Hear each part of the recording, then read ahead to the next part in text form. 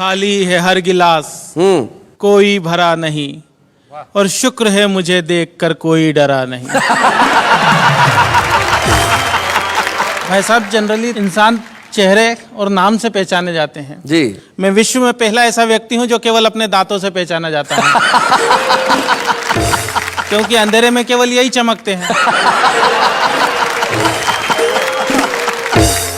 चलिए यहीं से शुरुआत करता हूं कि एक बार बिना कुछ लिखे हम मंच पर जाकर चीखे कि मैं भ्रष्टाचार मिटा दूंगा, इन घूसखोरों को धूल चटा दूंगा, मैं करूंगा सही और गलत में पूरी ईमानदारी से भेद, और तब तक चैन से नहीं बैठूंगा जब तक नहीं कर दूं इस काले धन को सफेद। अच्छा, बहुत अच्छे।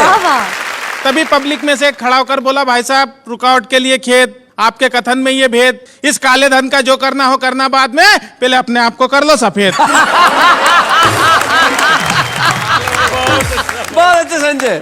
मंच से काफी बड़े बड़े कवि बैठे हैं, मेरा सौभाग्य के इस मंच पर आके इनके सामने कविता पाठ कर रहा हूं। तो कई प्रकार की बातें हुई मंच से, नेताओं के बारे में भी हुई। अब की नाग पंचमी पर जब दिखाई नहीं दिए नाग और सपेरे, तभी घर पर आए एक पड़ोसी मित्र मेरे। मैंने कहा क्या हाल है? वो बोले कि नाग पंचमी के पावन पर लगता है नागों का पड़ गया अकाल है, अब आप ही हमारी इस समस्या का समाधान कीजिए, हमारे अच्छे पड़ोसी होने का सच्चा परिचय दीजिए, नाग तो हमें मिले नहीं, इस बार आप ही दूध पी लीजिए।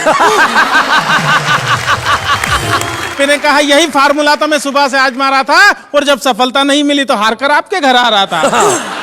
हमारी सारी बात हमारे पड़ोस में रहने वाला हमारा एक नेता मित्र सुन रहा था, जो कई दिनों से चुनाव के सतरंगी सपने बुन रहा था। उसने अपने घर का दरवाजा तत्काल खोला, हम कुछ बोले उससे पहले ही वो बोला कि मुझे बहुत दुख है कि आप दोनों एक दूसरे के पड़ोसी होते हुए भी एक दूसरे के दुख में शामिल नहीं है, और मुझे लगता है कि आप दोनों इस दूध के काबिल नहीं है। अब तक आपकी हर समस्या का समाधान हम ही ने किए हैं, और सब जानते हैं कि हम तो आपकी सेवा के लिए ही जिए हैं। आपकी इस समस्या का समाधान भी हम ही करेंगे, और आप घबराइए मत, आपके नाग देवता का दूध हम पिएंगे। अच्छा। मैं समझ गया नेताजी का दूध के प्रति लगाव, दरअसल आने वाले हैं कुछ दिनों बाद चुनाव। क्या बात है। मैं भी मौका नहीं चुका, और नेताजी इससे आगे कुछ न बोले, इसलिए एक पल भी नहीं रुका, और दूध से भरा हुआ प्याला नेताजी की ओर बढ़ाया। किंतु नेताजी ने जैसे ही दूध पीने के लिए प्याला मुंह से लगाया, दूध अपनी पवित्रता खोने से पीछे हट गया, क्योंकि नेताजी के छूने के पहले ही दूध फट गया। क्या बात है भाई, वाह वाह वाह वाह।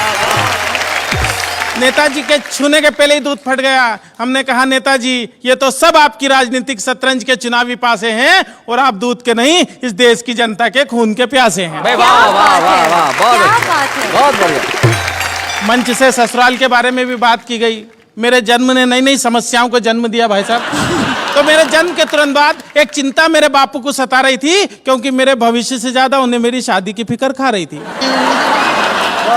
मेरे जन्म के तत्काल बाद मेरे पिता भगवान से बोले कि हे भगवान, तूने एक ऐसा खेल खेला और एक बेटा दिया तो वो भी काला था पहले। एक दिन मेरे पिता मुझे हाथ पकड़ कर ले गए स्कूल में भर्ती कराने के लिए, तो स्कूल का प्रिंसिपल हाल में आकर बोला कि एक आइटम आया है स्कूल में बच्चों को डराने के लिए। हमने जैसे तैसे शिक्षा का स्वाद चखा, और धीरे धीरे जवानी की दहलीज पर कदम रखा। जवानी में पहुंचकर हमारी सूरत और भद्दी हो गई, क्योंकि शारीरिक अंगों में असामान्य वृद्धि हो गई।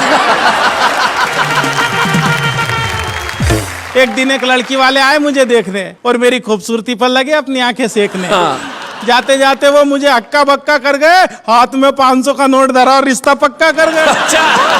मैं गया तोरण के पास, तो आरती की थाली लिए खड़ी हुई थी मेरी सास। ससुर जी बोले जमाई जी पैदल ही आए हो, घोड़ी नहीं लाए हो? मैंने कहा ससुर जी घोड़ी की किस्मत जाग गई, और मुझे देखा तो वो भी डर के भाग गई।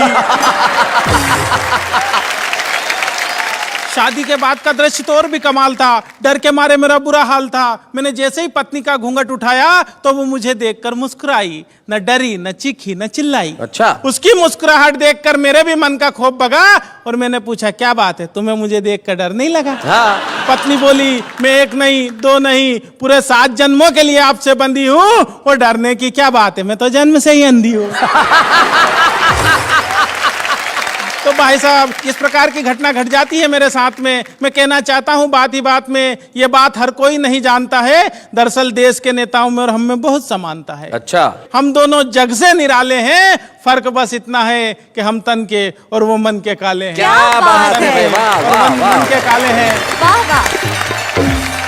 और तमाम बातें करने के बाद अपनी काव्य यात्रा यहाँ से खत्म करना चाहूंगा कि गरीब के मुंह से छिनते निवाले देखे हैं, हमने रोटी सेकती हुई माँ के हाथों में चाले देखे हैं, और हम तो सिर्फ तन के काले हैं मित्र मेरे, हमने तन के उजले लोगों के मन बहुत काले देखे। क्या बात है, वाह वाह वाह।